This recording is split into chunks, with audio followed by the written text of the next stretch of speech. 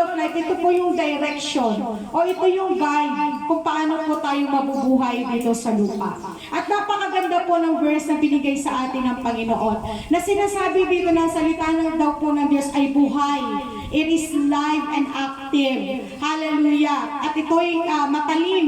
Hallelujah. Matalas kaysa alimang espadang magkabilang talim. Tumatagos ito hanggang sa kaluluwa at espiritu at hanggang sa kasukasuhan ng kaloob-looban ng mga buto. Kaya naman kapag tinamaan ka ng salita ng Diyos, talagang iiyak ka. Amen? Amen. Talagang pag narinig mo yung salita ng Panginoon o nabasa mo yung salita ng Panginoon at ito ay parang uma-uma doon sa iyong nararamdaman, doon sa iyong kasalanan ginagawa o kung ano pa, ay talaga naman masakit. Amen? The Word of God is painful. Totoo po, the Word of God is painful, but it gives life. Nagbibigay po ito ng buhay sa atin. Amen? Kaya nga po, mga kapatid, sa buwag ito, mahalaga ang salita ng Panginoon na ito na po yung ating dapat maging pundasyon ng ating buhay pananampalataya. Hallelujah! Next slide po tayo. At sabi nga po dito, may isa pa po tayong word, sabi po dito sa Psalms 119 verse 105, ang salita mo'y ilawan sa aking mga paa at liwanag sa aking landas. Dahil ang ating pong Biblia ay manual ng ating buhay. Hallelujah! Ito po yung ating magiging silbing, at ito po magsisilbing ilawan sa atin habang naglalakbay tayo dito sa lupa. Amen? Dahil ito po yung manual ng ating buhay, ito po yung magsisilbing ilaw natin. Kasi we are walking in the darkness. Naniniwala po ba kayo mga kapatid? We are walking in the darkness. Amen. Kasi nandito tayo sa mundo and the world is covered by darkness. Why? Because Satan is here. Amen? Amen. Satan is here. Hallelujah, hindi dito sa church. Hallelujah, dito si Lord. Amen? Ibig sabihin sa mundo. Amen? Satan is in the earth. That is why paglabas natin ng church, we are walking in darkness. Pero, para hindi ka matisod, di ba kapag madilim matitisod ka, pag hindi mo alam yung madadaanan mo? Pero para hindi ka matisod sa iyong buhay paglilingkod, kailangan mo ng ilaw. Amen? Para makita mo yung dinadaanan mo. Amen? And the Word of God serves as light para sa atin. Nang sa gayon, ang ating direksyon ay patungo sa Ama. Amen? Amen? Patungo sa Ama. Kasi nga, lumalakad ka ayon sa liwanag. Hallelujah, na ibinibigay ng salita ng Panginoon. Bakit nga ba mahalaga ang Biblia? Bakit nga ba mahalaga ang Bible? Hallelujah po. Tingnan po natin, ano pag sinabi po nating Bible, Word of God yun. Amen? Amen ba tayo dyan? Okay, agree tayo that the Bible is the Word of God according to the Bible. Amen? Hallelujah. Sige po. Sabi po dito, number one reason, the Word of God guides us. Amen? Yun na nga po yung sinabi sa atin sa Psalms 119. Hallelujah. Binibigyan ng liwanag ng Diyos ang ating daraanan patungo sa Kanya. Hallelujah. Kaya nga sabi sa Proverbs chapter 3 verse 5, hallelujah, ay sa pamagitan ng salita ng Panginoon ay lahat ng ating mga lakad, amen? Lahat ng ating mga desisyon sa buhay ay ipagkatiwala natin sa Panginoon. Magagawa natin yung mga desisyon na yon through the Word of God kasi ito yung ating guide. Amen? Yung salita ng Diyos ang ating guide. At sabi po dito, huwag tayong maniwala sa ating mga iniisip. Huwag tayong magtiwala sa ating mga puso. Bakit? Kasi nagbabago to. Maaari ngayon love na love mo si Lord. Bukas galit ka na sa Kanya.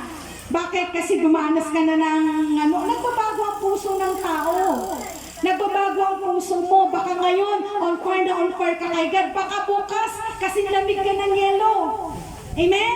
Kaya nga, para ma-maintain yung fire sa Lord, para ma-maintain mo yung iyong paglilingkod sa Panginoon, you need the Word of God to guide you to have your direction towards God. Ano, hindi mabago yung direction mo patungo sa Panginoon. Kasi kapag sa sarili mo lang ikaw ang magtitiwala, sa sarili mo lang ikaw nag-aasa, mga kapatid, nakakapagod. Alayo kanya ng Diba? Ang layo ng mga taga-Trangka. Malayo ang santol, diba? Amen? Pero nandito kayo. Palapakan natin ang Lord. Hallelujah. Hallelujah. Pag-aasa ka sa iyong sarili, mapapagod ka. Maniwala ka, kapatid. Makikita mo na makikita mo one day na, ay parang ako na lang lagi nagluluto. Bakit parang ako na lang lagi nag-arrange ng chair? Bakit ako na lang lagi yung tumutugtog? Bakit ako na lang lagi yung wala ba ka, ba't yung mga kasama ko ayaw magsipaglingkod? Pag-aasa ka sa iyong sarili, yan ang mararamdaman mo.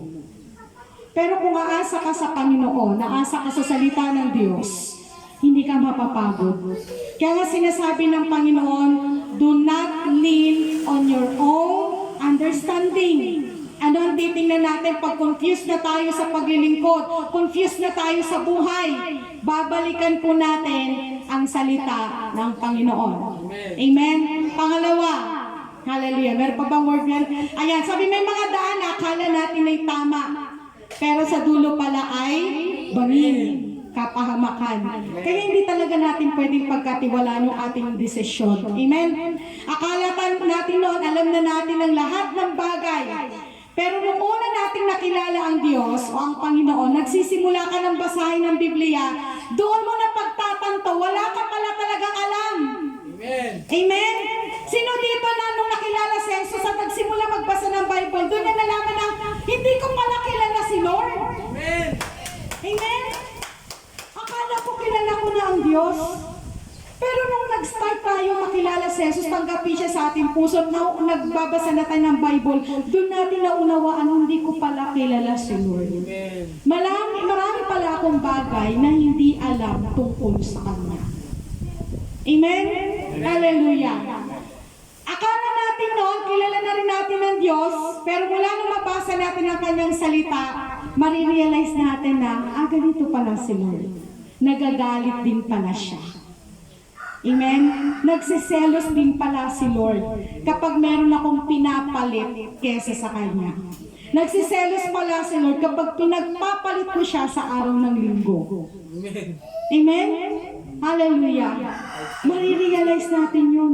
Kasi nababasa natin sa Bible, ito pala yung character ni God. Nagsiselos pala siya pag pinapagpalit ko yung linggo para sa Kanya. Imbes na para sa Kanya, ipagpapalit ko sa iba. Hallelujah. Nagsiselos si God, din alam natin. Sabi ng Panginoon, huwag kayong magkaroon ng ibang Diyos maliban sa akin. Sabi niya, wala kang ibang sasambahin maliban sa akin sapagkat akong Diyos ay mapanibuguin. Ano yung mapanibuguin? Siloso. Amen? Siloso si Lord. Hallelujah, doon natin malalaman, kaya hindi tayo pwedeng umasa sa ating sariling alam, sa ating sariling talino, kasi pwede tayong ibagsak ng ating mga sariling karunungan. Tanda natin, isang padalos-dalos tayo ng desisyon, padalos-dalos tayo minsan ng sinasabi, tapos bigla natin marirealize, mali pala, tapos kakausapin natin si kapatid, uy, sorry na, nasabi ko sa'yo kanina. Hindi mo na mapapahawi na sabi mo na eh. Diga? Tama? Hindi mo na mapapahawi na sabi mo na kahit mag-sorry ka pa. Pampalubag-loob na lang yung sorry mo. Pampalubag-loob na lang yung sorry mo. Pero yung mga sinabi mo sa kanya di maganda. Nagsugat na yun sa puso niya. Patatawarin ka niya pero hindi niya yung malilimutan. Amen? Hallelujah. Kaya po mga kapatid, huwag tayong aasa sa ating sariling alam kasi talagang wala tayong alam pagdating sa salita ng Panginoon. Totoo po yan, ano? Hallelujah. Nung ako po, matagal na ako Christian. Siguro nung nag-decide ako mag-enroll sa theology, nag-aral ako ng theology. Abay, parang nabog. Sorry Lord sa word. Parang naging naging B.O.B.O. Kasi nung nagla-lecture na yung aming teacher, hindi ko siya maintindihan. So kung ano pa yung pinag-aaralan natin, nasa Bible pa ba tayo? Sinasabi ko talaga sa katabi, nasa Bible pa ba tayo? Maintindihan yung pinag-aaralan natin. Kasi ang lalim na talaga. Ang lalim na nung tinuturo sa theology. Sabi ko, akala ko alam ko na. Kasi 10 years na ako,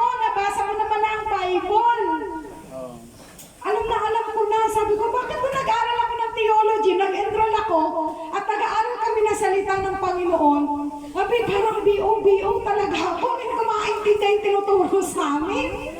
Tapos sabi ko, sige, nasa Bible pa ba kami?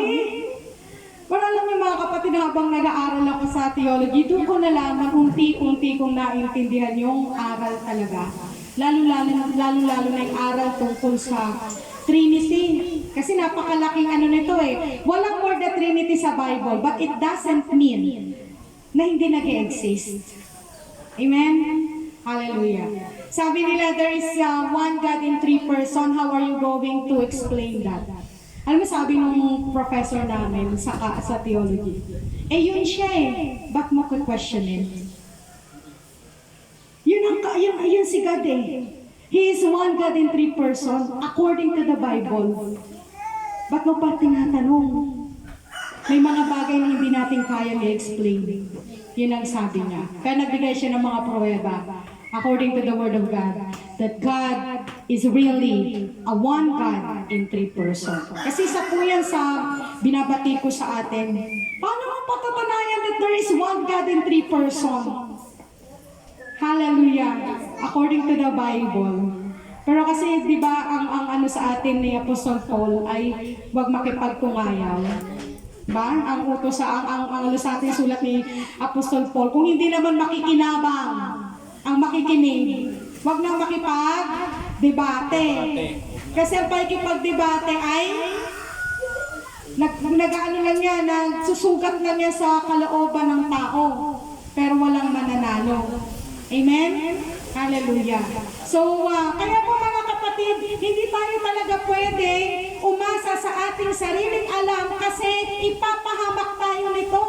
That is why sabi ng Panginoon, my word is the lamp to your feet. Okay? The word is a lamp to my feet. Ano? Sa ating mga paa. Ilaway sa ating mga paa. Hallelujah. And a light to our path. To our path. Wala kasi kung makita yung aking dito sa cellphone ko, aasa na lang tayo dito. Hallelujah. So kaya po mga kapatid, aasa talaga tayo anong kailangan natin gawin, basahin ng Biblia because it gives life. It gives direction sa atin. Pangalawa po, meron pa ba yan? The Word of God transform us. Sabihin nyo nga po, transform us. Transform. Sa Tagalog, binabago tayo. Amen? Masakit ba itong process na to? Yes. Bakit? May kailangan kang bitawan.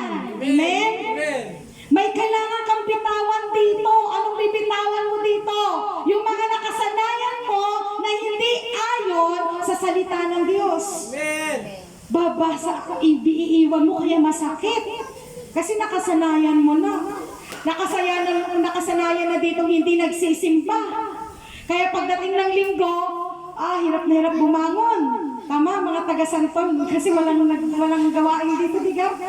Walang paring pumupunta. So, nasanay na. Ano pa, sabi po dito, huwag kayong makiayon sa takbo ng mundong ito. Sa halip, hayaan ninyong baguhin ng Diyos ang inyong pag-iisip upang maunawaan ninyo ang kanyang kalooban. Sa gayon magagawa ninyo kung ano ang mabuti, kalugod-lugod at ganap na kalooban ng Diyos. Napakarami ng salin ng Bible.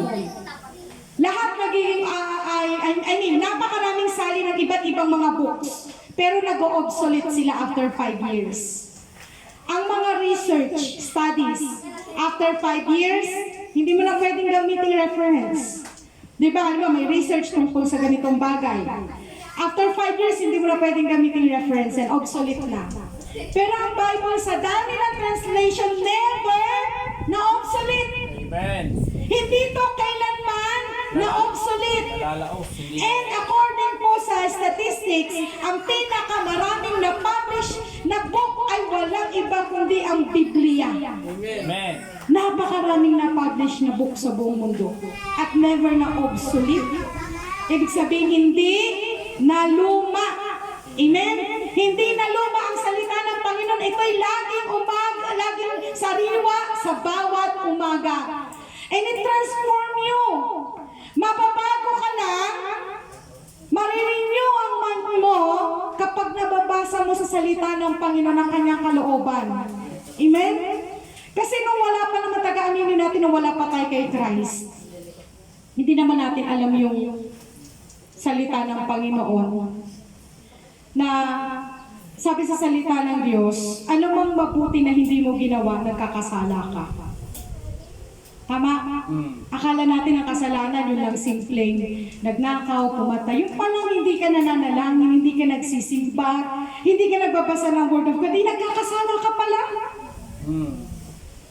Kasi yun yung mabuti na hindi mo ginawa. Kasi akala natin pag sinabing sin, ito lang yung gumawa ka ng di maganda. Ito lang yung gumawa ka ng kasalanan sa kapwa mo, sa Diyos, sa lipunan, kang kani-kanino pa. Pero sabi sa Biblia, ang bagay na mabuti na hindi mo ginawa ay pagkakasala. Amen. Kaya pag hindi ka dumalo ng gawain, hindi ka nag-pray, hindi ka nagdasal, katotohanan ang sabi ng Biblia, nagkakasala ka. Amen. Amen? Kaya ano ang sabi dito? Baguhin, hayaan yung baguhin ng Diyos ang inyong pag-iisip. Ang pagbabago, mga kapatid, ay para sa mga willing magbago. Pag hindi willing magbago, hindi. Hindi mo maasahang magbasa ng Bible ang mga tao ayaw magbago. Hindi yan magbabasa ng Bible. Kasi akala nila ang Bible against sa kanila. No. The Bible is not against us. The Bible is for us. Amen? The Bible is for us. Sabihin mo nga sa iyong katabi, the Bible is for you. The Bible is for you. It is not your enemy. Sabihin niyo nga po, it is not your enemy. Ayan. Kaya pag natamaan ka, sabi mo, Pag tinamaan ka. magbago ka. Bago ka. Yan ang sabi ni Lord. Hayaan, baguhin ng Diyos ang ating pag-iisip sa pamamagitan ng pagbabasa ng salita. Nang sa gayon, makagawa tayo ng mabuti, kalugod-lugod sa harapan ng Panginoon. Pangatlo, meron pa po pala yan, diretso pa. Sabi po sa Hebrews chapter 4 verse 12, ito na po buo siya. Sabi po, for the word of God is alive and active, sharper than any double-edged sword. It penetrates even to the dividing soul and spirit, joints and marrow. It judges the thoughts, pati po yung ating pag-iisip. Ito po yung nagja-judge eh. Amen? Ito yung nagja-judge.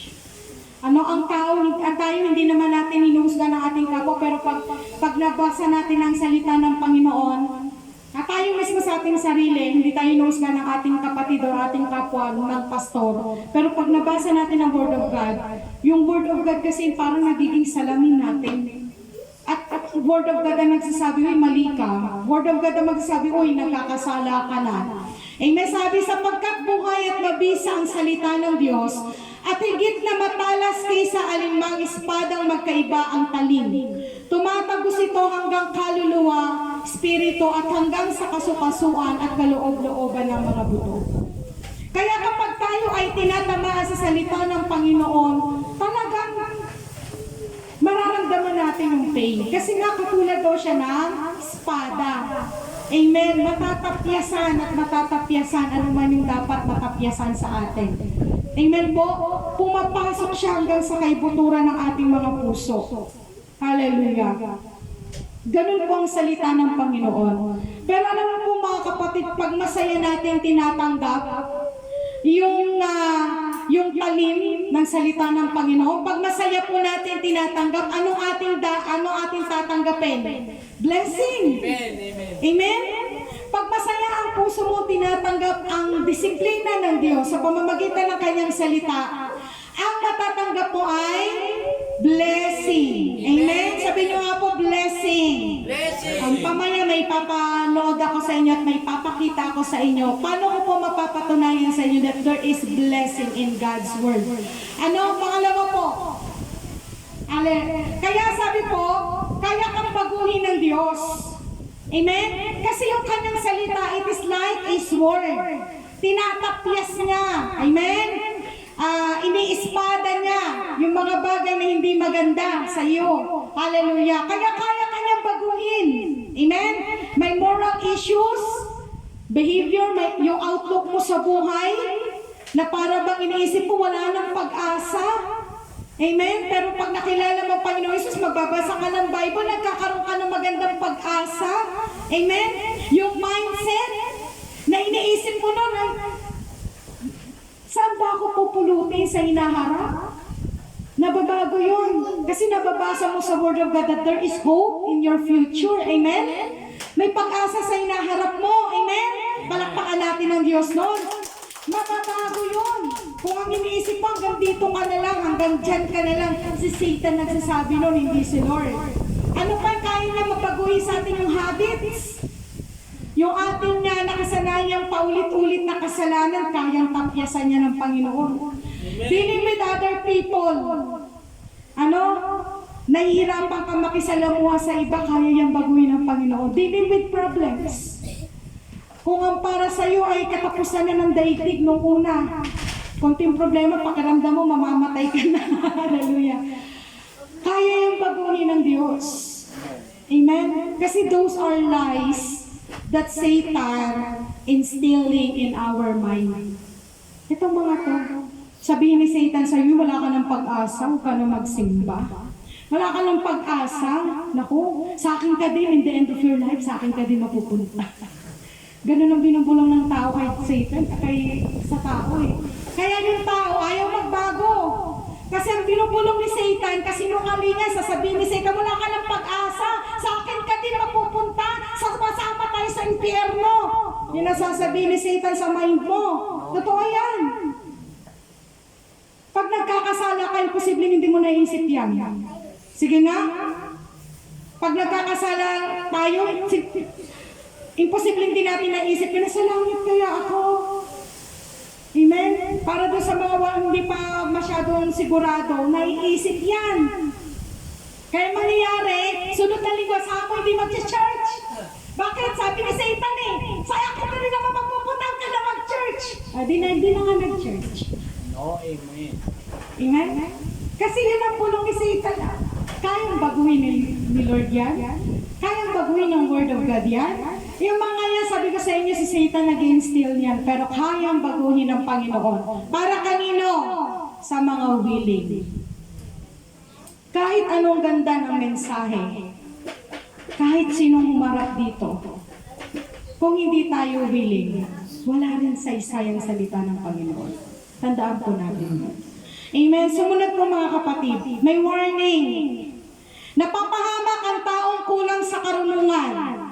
Amen? Sabi sa Hosea 4 verse 6, ito'y Old Testament, sabi, nalipo lang aking bayan dahil sa kamangmangan, sapagkat itinakwil ninyo ang karunungan, itinatakwil ko rin kayo bilang pari. At dahil kinalimutan niyo ang kautusan ng inyong Diyos, kalilimutan ko rin ang inyong mga anak.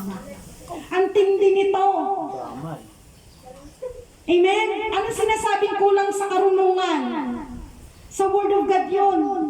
Kulang ka sa karunungan sa Word of God. Kaya ang mangyayari sa iyo, malilipol ka. Mapapahamak ka. Amen? Example. Buksan natin. Next. Ito po example, Kung ito nabasa ng host na yan, ito po'y 2 days bago po nangyari ang wildfire. Amen? Kung ito nabasa at alam nila to, siguro hindi nila hamakin ng Diyos. Amen? Sabi po dito, Galatians 6 verse 7 to 8, do not be deceived. God cannot be mocked. A man reaps what he sows. Whoever sows to please their flesh, from the flesh will reap destruction. Whoever sows to please the Spirit, from the Spirit will reap eternal life. Hindi talaga ako mahusay sa English. Tagalog po. Sige, next. Tagalog po yung side po dito. Sige pa, mo. Huwag ninyong linlangin ang inyong sarili. Hindi maaaring tuyain ng Diyos. Kung ano ang tinanim ng tao, yun din ang kanyang aanihin. Ang nagtatanim para sa sarili niyang laman ay aanin ng pagkabulok mula sa laman. Ngunit ang nagtatanim para sa espiritu ay aani ng buhay na walang hanggan. Palakpakan natin ang Diyos yan. Parinig natin, doon mo yan yung Ayan, yung mic para makita nyo. Ito po ay 2 days before po nangyari ang LA wildfire. Wala po. Yung isa po na ay wala. Yan, yan. Creator of the universe, zero mentions. Ulitin, ulit. Speeches have been on fire. Who got shouted out the most? Let's look at the numbers.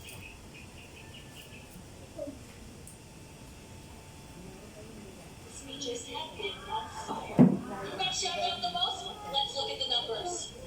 All right, cast and crew are leading the way with 11 mentions. Moms are holding strong with 3 shout-outs. God created 0 mentions. And Mario Lopez, host of Access Hollywood, 1. All right. No surprise in this godless town. Ah, the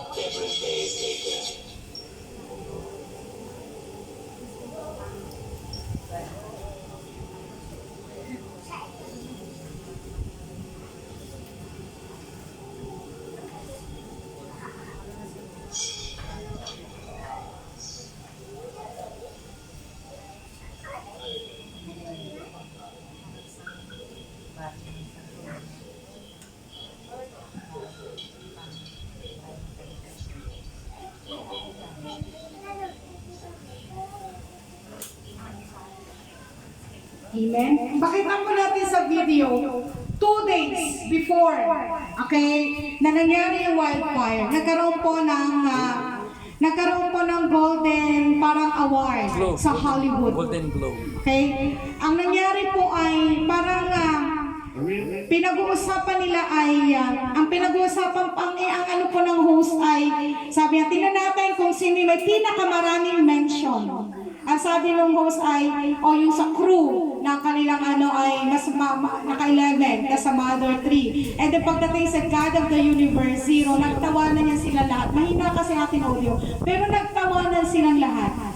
Aside from that, meron pa yung mga naka-receive ng award, nag-mock din sila sa God. Hindi lang hindi lang pinakita dyan. Ano nangyari? Pinarusahan ng Diyos ang LA, nakakatuwa? Hindi. Paalala ko sa ating mga kapatid na yung ating kamangmangan tungkol sa Diyos at kamangmangan sa salita ng Panginoon ang magpapahamak sa atin. Amen. Nagkataon lang ba yan? Pero mo po halos lugar ng LA. Ang dami nilang pera para maano yan, masawatan. Pero hindi, sa galit ng Diyos, nagpadala pa ng tornado na nagpalakas ng apoy kasi hangin yun na malakas eh. Amen.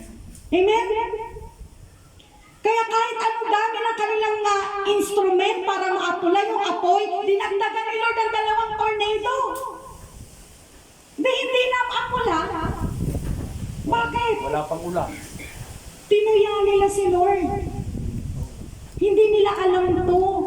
Nasabi dito, wag hindi maaaring tuyain ng Diyos. Amen. Hindi mo siya pwedeng laitin.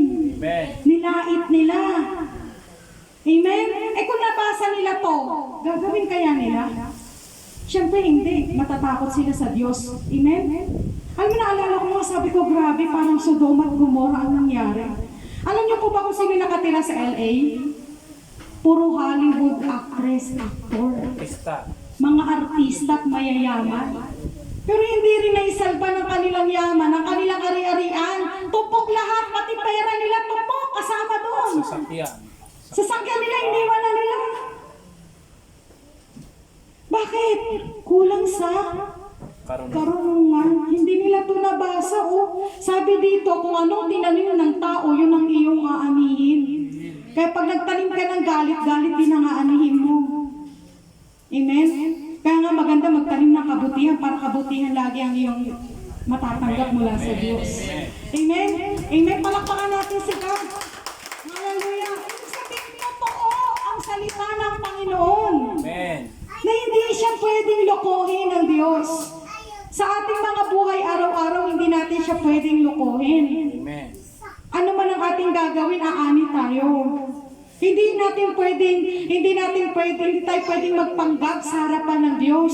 Kasi kita niya yun. Amen. Amen. Kaya nga, para hindi tayo mapahamak, sabi sa Hosea, hallelujah, sabi sa Hosea, napapahamak tayo dahil kulang tayo sa karunungan. Kaya para hindi tayo mapahamak, sikapin natin magbasa ng salita ng Diyos kahit isang verse lang. Amen. Meron tayong daily devotion, naka-video yun or naka-text. Pwede natin basahin yun, mga kapatid. Para hindi tayo, nalulungkot tayo dito. Kasi marami ding mga Christian dyan. Pero alam niyo po, may mga niligtas ang Lord dyan. Na yung bahay, magkatabi, sunog na sunog yung kanya, hindi. Christian siya! Pakinggan mo natin. Hindi ko na lang ano dyan pakinggan natin. Tinawag ko, umiiyak siya. He's crying for his neighborhood. Sabi niya, nagpapasalamat ako, God saved my house. Pero yung mga kapitbahay ko, sabi niya, lalaki to, no? Pakinggan niyo na lang maigi, ha? Todo mo to. Man is in tears. After God saved his house during the LA fires. Check out this testimony. I shouldn't be crying because my entire block is burned down. But God saved my house. Why are all my neighbors? Why are they? And then in the middle of two burned down blocks, there's one house standing, and that's my. Amen. There's one house that's standing, and that is mine. Amen. Amen. Christian siya. Hallelujah. Niligtas ng God. Amen. Kung mo, sunog na sunog yung buong town, tapos yung bahay niya, nakita yung gano'n. And he is crying for his neighborhood. Amen. There is blessing. May blessing sa ating pong pagsunod sa Panginoon. Amen. Hedge of protection are there. Marami pang mga testimonies na mabasa ko sa Facebook. Sabi niya, I'm praying for the hedge of protection. I thank God na safe yung bahay niya, hindi nasama sa pagtupok ng apoy. At marami pa, may mga artista na mahilig sa charity, bibigay ng charity, isa yung bahay nila dun sa nakaligtas. Amen. Tatlo yun na napanood ko ng mga mayayaman na walang ginawa kundi magbigay ng charity for children's hospital, namigay ng $1 million for giving eyeglasses to blind children. Yung bahay nila ang nakaligtas sa apoy. Palakpakan natin ang Panginoon para nung panahon na tinupok ng God ang Sodoma at Gomora, ang nakaligtas ay si Lot. Tama, di ba? Amen. Si Lot ang nakaligtas at ang kanyang pamilya. Kaya lang yung asawa niya ay lumingon. Sabi ni Lord, tumakas na kayo kasi tutupukin na tong bayan na to. Basta pag tumakas kayo, wag nyo nang lingunin. Ibig sabihin kasi pag nilingon nila, parang ginudge na nila. So tayo, wag natin lingunin ng LA na parang natutuwa tayo na, nasutupok na kayo. Amen? Yung para tayo magiging katulad ng asawa ni Lot. Kaya yun pinagbawalan ni Yahweh kasi para maiwasan na mahusgahan nila yung Sodoma at Gomora. Yung asawa ni Lot, parang natutuwa na, parang bakit nga ba, ano nga ba intention niya? Bakit niya nililingon? Ano? So, ang ano ko lang doon ay nanunigad na wag lingunin kasi para hindi nila mahusgahan. Pero hindi lumingon yung asawa ni Lot. Dahil naging haliging bato. Asin. Amen? Haliging bato tuloy. Naging haliging asin. Naging statwang asin siya. Amen. Amen. Ganun din sa LA. Hindi tayo natutuwa. Hindi natin dapat ikatuwa. Yung nangyari sa LA. Amen. Kasi it is really a judgment of God. At nakakalungkot. Amen. Nasaksihan natin itong pangyayari nito. So, ito po inaano sa atin ng Panginoon, na hindi natin pwedeng tuyain ng Panginoon. Kaya, hallelujah, ang judgment ng God ay, kaya nga minsan sa atin, nakakatakot yung sinasabihan tayo, lagpas langit ka na. Hindi ba nila alam yung tinutuya nila si Lord, hindi tayo? Amen. Hindi kapag naglalakad tayo dyan, bago pa lang akong Christian. May hawak pala akong Bible, niloloko na akong pastora. Babago pa ng pastora. May tawag akong pastora, parang niloloko ko. Tinutuya ako na tinutuya ako na Actually, hindi naman nila inaano yun, kundi tinutuya ka talaga nila. Tapos minsan sabi nila, uy, lalagpas ka na sa langit. Di ba nila alam na kapag ginaganon ka nila, hindi ikaw yung tinutuya nila si Lord. Amen? At ginagawa nila yun kasi hindi nila Naintindihan. alam ang Bible. Amen? Hindi nila alam ang salita ng Panginoon. Kaya nga tayo ay gusto nating idalhin ang Panginoon, ituro ang Panginoon sa kanila, ibahagi ang Panginoon tungkol sa kanila, turuan silang manalangin, turuan silang magbasa ng Bible para hindi rin napapahamak. Amen. Amen? Hallelujah. So, makita mo natin to na ang tindi nito, hindi pa rin ata lang ako yan, parang may panibagong lugar na naman. Amen. Diba? Parang hindi natitigil ang apoy, parang may panibagong lugar na naman ngayon. Pagubatan. Hallelujah.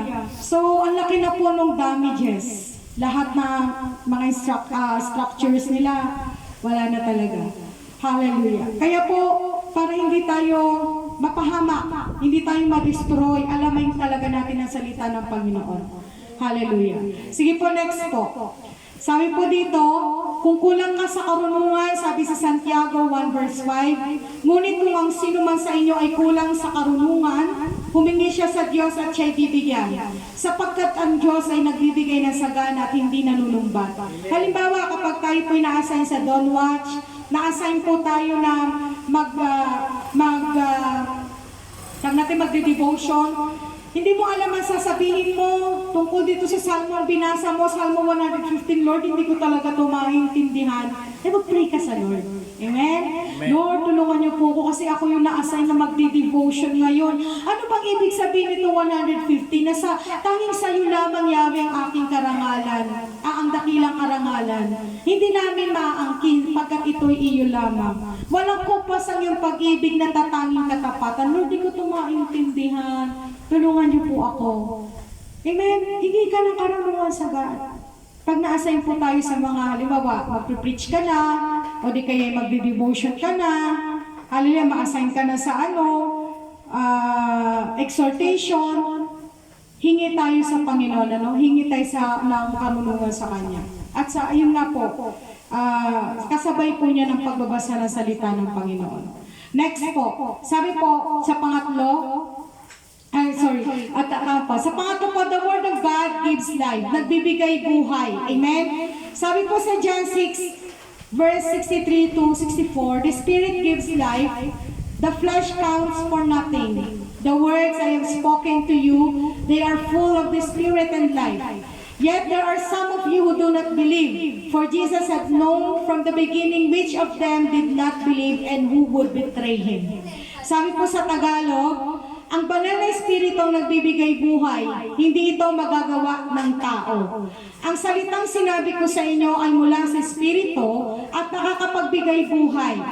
Pero may ilan sa inyo na hindi sumasampalataya, sinabi ito ni Jesus. Dahil alam niya na sa simula pa kung sino ang mga hindi sumasampalataya at kung sino ang magtatraidor sa Kanya. So kung makikita po natin dito, hallelujah, sinasabi dito na, sabi ni Jesus, ang mga bagay na sinabi ko sa inyo ay mula sa Espiritu na nagbibigay buhay. Di ba kapag ka tayo malungkot at magbabasa ka ng Bible, ano yung una mong mararamdaman? Joy, comfort, masaya. Peace. Kasi it is what the Word gives to us. Amen. Masigla ka, masaya ka. Why? Kasi because the Word of God gives life. Kaya sabi galing sa salita ng Panginoon, sabi niya, itong mga bagay na sinabi ko sa inyo ay nagbibigay buhay. Kaya kahit parang lupay-pay ka na sa problema, pag nagbasa ka ng Word of God, ang saya mo na. Amen? Ang sigla mo na. Bakit? Because it gives life. It gives hope. It gives encouragement. Hallelujah. Pero sabi ni Jesus, may ilan sa inyo hindi sumasampalataya. Alam na niya sa simula pa lang kung sino yung sumasampalataya sa Kanya o hindi. Alam niya kung sino yung nagkukunwari o hindi. Hallelujah. Kaya nga po ito paalala sa atin ng Panginoon, paalala po sa atin ng Panginoon na kung tayo po ay darating sa punto ng buhay natin, na tayo ay daraan sa mga pagsubok na minsan magbibigay sa atin ng kalungkutan, Balik-balikan natin yung mga sinabi ng Diyos. Ang dami niyang pangako, hindi lang naman yan. Marami siya sinabi, I am the way, the truth, and the life. I will never leave you nor forsake you. Alam ko ang bilang ng iyong buhok, ganun kita kilala. Amen? Amen. Sabi niya sa Revelation, wala nang pagtangis, wala nang kamatayan. Hallelujah. Ako ang daan, katotohanan at ang buhay. Babalikan natin yun. Kaya sabi nga, mga salitang itong sinabi ko sa inyo, ito'y nagbibigay buhay. Babalikan lang natin. Amen? Hallelujah. Ako ang daan at ang katotohanan. Ayan, sinabi ng ating Panginoon, babalikan lang natin yun. Lahat ng mga sinabi niya, babalikan natin. Kasi nagbibigay buhay. Yun po yung kalagayan ng salita ng Panginoon. It gives life. It also gives eternal life. It also assures us eternal life. Amen? Ano sabi sa 1 John 5:13? Sabi sa 1 John 5:13, sinusulat ko ito sa inyo upang maalaman ninyo na kayong nananalig sa anak ng Diyos ay may buhay na walang hanggan. Palakpakan natin yan. Bakit? Ito kasi yung katotohanan. Hindi mo pakilala si Kristo. Pag tinatanong ka, pag mamamatay ka, saan ka mapupunta? Anong sasagot mo? Ay, pag nandoon na ako, saan ko lang malalaman kung ako'y sa langit o impyerno. Diga? Yan yung sagot. Ako yan yung sagot ko eh. Nung tinanong ako, pag ikaw pa'y pumanaw na, sabi sa akin na nag-share sa akin, saan ka mapupunta langit o impyerno? Alam ko ano sagot ko? Hindi ko alam kasi di ba, buhay pa ako eh. Malalaman ko yung pagpatayin pag nandun na ako sa kabilang buhay kung langit ba ako o impyerno. Eh hindi ko kasi to alam. Hindi ko to alam, kaya ganyan sagot ko. Pero hindi sabi dito, sinusulat ko ito sa inyo, ito yung mga kapatid, sinusulat ko ito sa inyo upang paalaman ninyo na kayong nananalig sa anak ng Diyos ay may buhay na walang hanggan. Amen. Ibig sabihin, hindi mo kailangan mamatay muna bago mo malaman may eternal life ka. Dito pa lang sa lupa, dapat ma-assure mo na ang kaligtasan mo. Amen. At ang Biblia sinasabi sa atin kung sino ang daan ng kaligtasan. Ang Biblia ang nagsabi sa atin paano tayo pupunta sa langit. Amen. Amen? Eh kung hindi natin alam, mamamatay tayo, hindi natin alam saan tayo pupunta. Amen. Tapos pagdating natin doon, pagmulat natin ng mata, patang dilim. Matang dilim. Ba't nandito ako sa dako ng kadilim-diliman? Kasi hindi mo nakilala si Jesus. Hindi mo nalaman na meron ka naman palang buhay na walang hanggan. Basta manalig ka sa anak ng Diyos at walang iba kundi si Kristo Jesus. Ang linaw mga kapatid. Sinabi pa dyan na manalig ka sa church? Manalig ka sa pastor? Manalig ka sa relihiyon? May sinabi pa dito? Ang sabi dito, manalig ka sa anak ng Diyos. At walang iba kundi si Kristo Jesus na ating Panginoon. Amen. Amen? Palakpakan po natin. Ganun po ka-importante ang Biblia. It assures you your salvation. Pag tinanong ka, ligtas ka na ba? Oo, sabi ng Bible. Hindi sabi ng pastor ko. I am saved because the Bible say it so. Ligtas ako mula sa impyerno kasi Biblia ang nagsabi. Amen? Hindi lang sinabi ng pastor, sinabi ng Bible. Biblia. Amen? Kaya pag confused ka sa buhay, dumating ang panahon na confused ka na naman. Kasi darating talaga yung kasi alam si Satan lagi ang nagbabato ng confusion. Gusto niya kasi ang kaluluwa gumanon, maligaw. Dito na daan kay Lord, gusto niya gumanon pa. Para kasama siya sa impyerno. Alam niyo si Satan kasi, hindi naman siya mag-ahari doon. Hindi totoo yun ang mapanood niyo sa TV, na si Satan ay hari. Hindi siya hari sa impyerno. Alam niyo kung bakit? Parurusahan siya doon. Kaya mali na ano kaya sabi ko isa sa mga ginagamit ni Satan para linlangin ng tao, media. Napapanood natin hari si Satan ng impyerno. Pinaparusahan niya yung mga tao doon. Mali yun. Hindi ganun ang sabi ng Bible. Ang sabi ng Bible, si Satan ay parurusahan doon sa walang hanggang balon. Sa walang hanggang apoy.